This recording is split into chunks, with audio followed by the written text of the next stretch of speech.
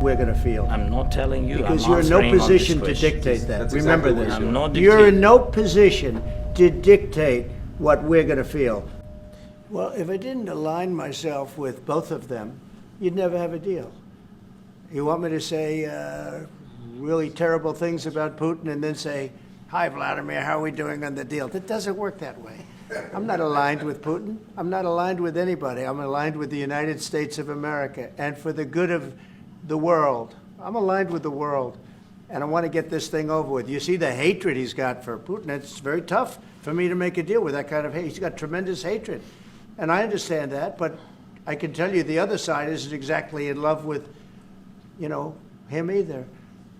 So it's not a question of alignment. I'm aligned with the world.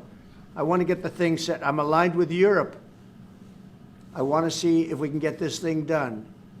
You want me to be tough? I could be tougher than any human being you've ever seen. I'd be so tough. But you're never going to get a deal that way. So that's the way it goes. All right, one more question. Yeah, please. Hey, I want to respond to this. So look, for 4 years in the United States of America, we had a president who stood up at press conferences and talked tough about Vladimir Putin, and then Putin invaded Ukraine and destroyed a significant chunk of the country. The path to peace and the path to prosperity is maybe engaging in diplomacy. We tried the pathway of Joe Biden, of thumping our chest and pretending that the President of the United States' words mattered more than the President of the United States' actions. What makes America a good country is America engaging in diplomacy. That's what President Trump is doing. Can I ask you? Sure. Yeah? Yeah. Okay. So he occupied our parts, big parts of Ukraine, part of East and Crimea. So he occupied it on 2014. So during a lot of years, so I'm not speaking about just Biden, but those time was Obama, then President Obama, then President Trump, then President Biden, now the President Trump, and God bless, now President Trump will stop him. But during 2014, nobody stopped him. He just occupied and took. He killed people. You know what the contact line? 2015. 2014. 2014 is Well, 2014. Yeah. So I he killed, was not here. Yeah, but, That's exactly but right. yes, but during 2014 till 2022, the situation the same. The people have been dying on the contact line. Nobody stopped him. You know that we had conversations with him, a lot of conversation, my bilateral conversation, and we signed with him, me, like a new president.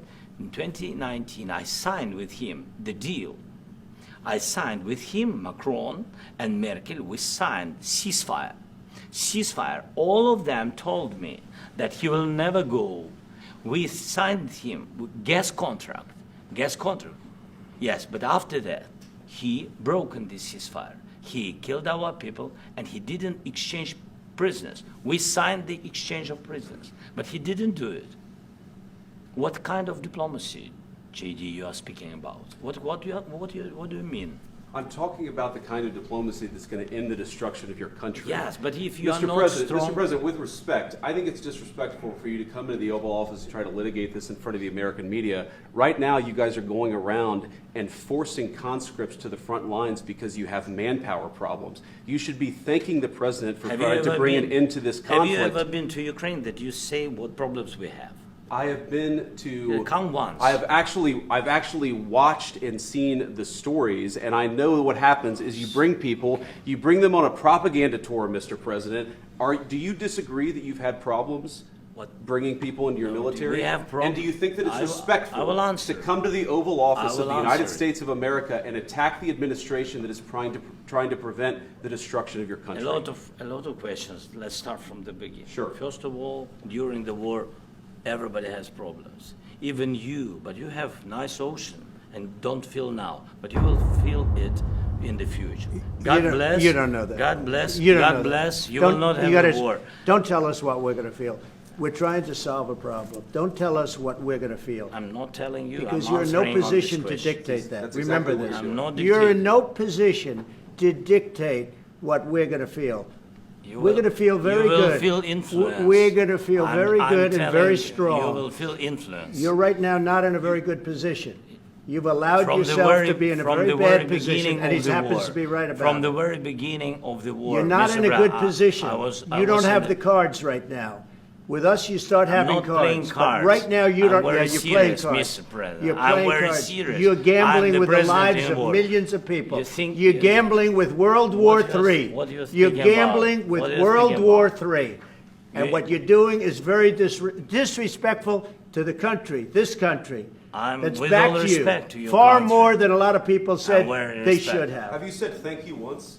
A lot of times. No, in this Even entire meeting, today. have you said thank you? Even today. You went to Pennsylvania and campaigned for the opposition in October. Offer some words of appreciation for What- the United what States are of you America speaking about? and the president who's trying to save your country. Please, you think that if you will speak very loudly about the war, you He's can... not speaking loudly. He's not Yeah. speaking loudly. Your country Can is I- in big can- trouble. can I Wait a answer? minute. No. Can You've I done a lot answer? of talking. Your country is in big trouble. I know. You're not I winning. know. You're not winning this.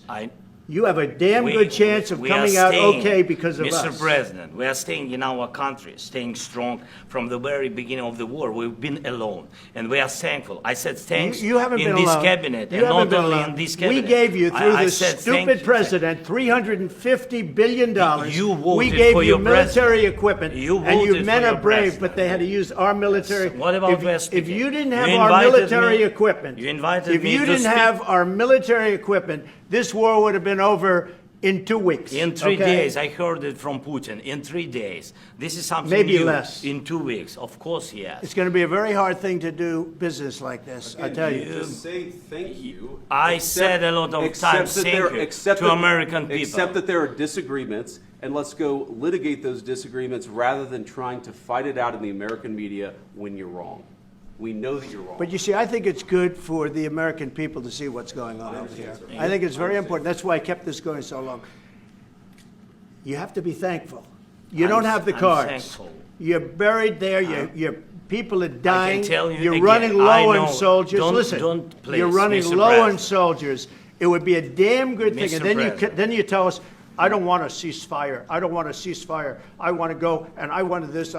Look, if you could get a ceasefire right now, I tell you, you take it so the bullets stop flying and your men stop getting killed. Of course, we want to stop the war. But But you're I saying said, you don't want a ceasefire. But I said to you, I want a ceasefire. with guarantees. Because you'll get a ceasefire faster than an agreement. Ask our people about ceasefire, what they think. That wasn't doesn't with matter me. for you what- that what wasn't this with me. nation- it That was wasn't with with a you. guy named Biden, who was not a smart person. But this that is was your, with, this that was is with your Obama. president. It was your president. Excuse me. That was with Obama, who gave you sheets, and I gave you javelins. Yes. I gave you the javelins to take out all those tanks. Obama gave you sheets. In fact, the statement is Obama gave sheets and Trump gave javelins. You got to be more thankful, because let me tell you, you don't have the cards. With us, you have the cards. But without us, you don't have any cards. One more question to Mr. Vice President. I'm sorry. Going to be a tough deal to make, because the attitudes have to change. What if Russia breaks ceasefire? What if Russia breaks peace talks? What do we do then? I understand that it's a heated conversation right now. What are you but saying? what if She's asking, what if Russia breaks the ceasefire? What if anything? What if a bomb drops on your head right now? Okay? What if they broke it? I don't know. They broke it with Biden because Biden, they didn't respect him. They didn't respect Obama. They respect me. Let me tell you, Putin went through a hell of a lot with me. He went through a phony witch hunt where they used him and Russia. Russia. You ever hear of that deal? That was a phony Hunter Biden, Joe Biden scam. Hillary Clinton, Shifty Adam Schiff. It was a Democrat scam.